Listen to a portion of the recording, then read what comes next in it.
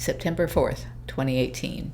Dennis Holt, aka Justin Gibbs, called today to ask about Simba Leopard.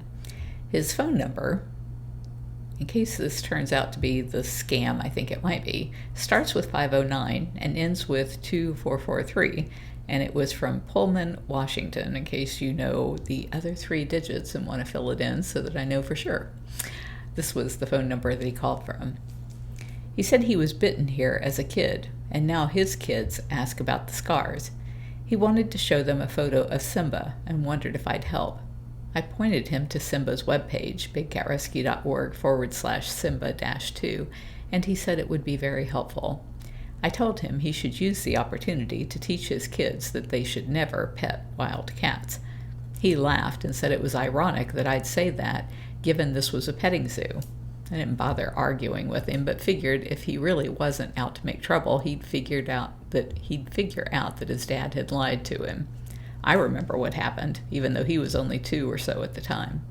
It was back in the 90s, and Sandy saw that some man carrying a baby had apparently forced open our front gate and was headed toward the Siberian Lynx.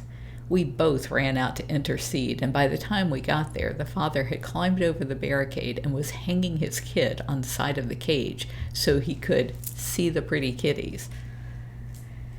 I'll have to pull the old file, but I'm thinking the kid was scratched by Kathmandu, the Siberian Lynx, not Simba the Leopard.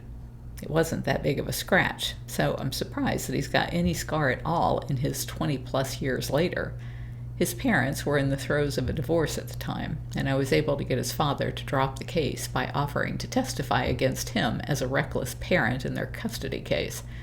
I'm sure that's not the story Dennis's dad told him, though.